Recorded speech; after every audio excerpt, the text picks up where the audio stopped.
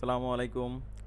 সপ্তম শ্রেণীর দাখিলের সকল ছোট ভাই ও বোনেরা, তোমাদেরকে আবারও শুভেচ্ছা। তোমাদের ইংরেজি অ্যাসাইনমেন্টের 4 নম্বর অংশের অ্যান্সার দিব আজকে। দেখো কোশ্চেনটাতে তোমাদের জন্য যেটা ছিল, read the poem attentively and critically. অর্থাৎ তোমাদেরকে একটা পোয়েম দেওয়া হয়েছে। দ্যাট মিন এটা হচ্ছে তোমাদের ইউনিট 4-এ people who make a difference. এই লেসন থেকে হুজ চাইল্ড ইজ দিস, এই পোয়েমটা তোমাদেরকে ভালোভাবে পড়তে বলা হয়েছে।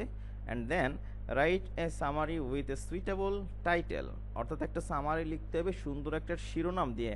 আর except whose child is this, এবং এই যে হুজ চাইল্ড ইজ দিস এটা বাদ দিয়ে তোমার নিজের মতো করে তোমাকে একটা টাইটেল সাজাতে হবে এর জন্য। And that second one question হচ্ছে, explain whose contribution is the most to build up a child, give your own reasons. অর্থাৎ এখানে বলা হয়েছে একটা শিশুর জীবনটাকে গ্রো আপ করার জন্য বা মানুষ হওয়ার জন্য অথবা বেড়ে ওঠার জন্য সবচাইতে বেশি অবদান কার। খুব ক্রিটিক্যাল একটা কোশ্চেন আসলে। এটার অ্যান্সার করা মানে কোশ্চেনের উত্তরটা কঠিন না, এটা ডিসাইড করা কঠিন যে অ্যাকচুয়ালি একটা ছেলের বা একটা মেয়ের জীবনে সবচাইতে বেশি ভূমিকা পালন করে কে। তো যা হোক, চলো এখানে নিজের মতো করে কোশ্চেনগুলোর অ্যান্সার দিতে হবে। আমরা অ্যান্সার শিটে চলে যাব। তো অ্যান্সারে সবার আগে দেখো, এখানে আমরা যে টাইটেলটা সাজিয়েছি সেটা ছিল হচ্ছে রেসপন্সিবিলিটি অফ এ চাইল্ড, অর্থাৎ একটা শিশুর দায়িত্ব। A stranger had seen a little boy playing alone.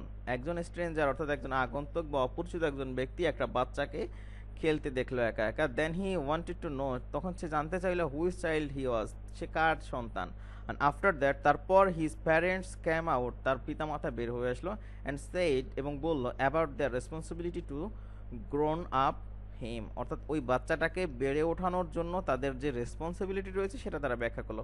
কবিতার সারাংশ এখানে লেখা হয়েছে।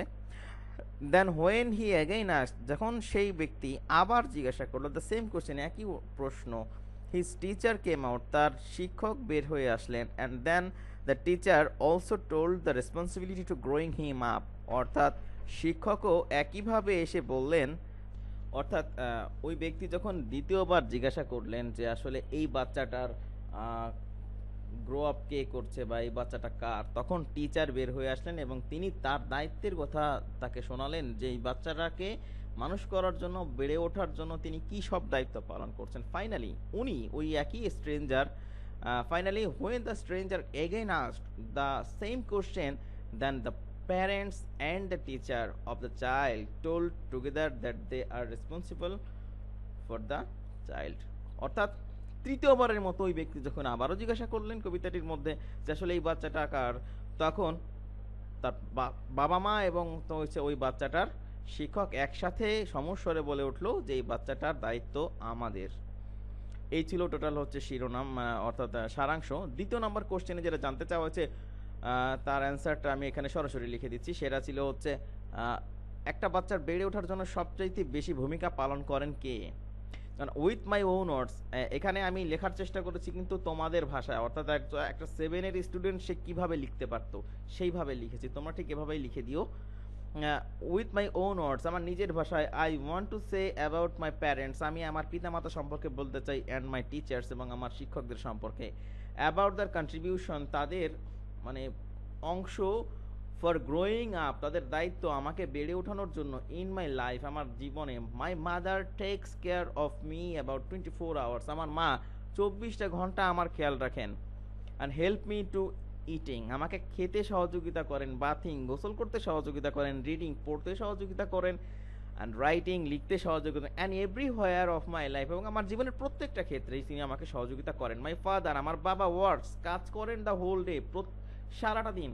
And long for just making my life brighter and shiner, আমার জীবনটাকে সুন্দর করে একটা শাইনি পর্যায়ে নেওয়ার জন্য আমার বাবা সারা দিন পরিশ্রম করেন। And on the other hand, অপরদিকে মাই টিচার, আমার শিক্ষক। দ্য আর্কিটেক্ট অফ ম্যান, মানুষ গড়ার কারিগর। অফ মাই লাইফ, আমার জীবনের।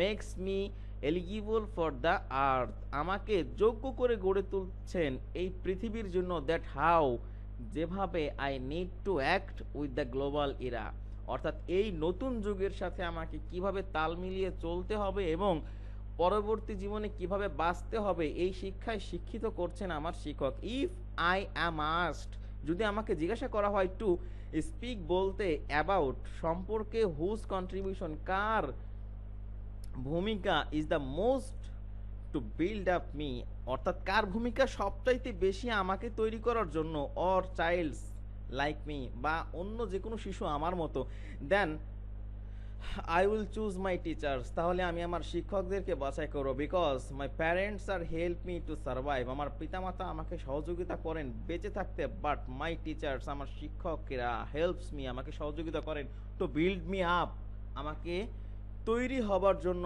অর চাইল্ডস লাইক মি বা আমার মতো যে কোনো শিশুর। তো ছোট ভাই বোনেরা, তোমাদের 4 নম্বর অ্যাসাইনমেন্টের অ্যান্সার ছিল এই। সবাই কমেন্ট করে এবং সাবস্ক্রাইব করে বা লাইক করে সাথে থাকো, কারণ পরবর্তী অ্যাসাইনমেন্টগুলো খুব শীঘ্রই তোমাদের জন্য আমি আপলোড করে দিচ্ছি। ধন্যবাদ সবাইকে।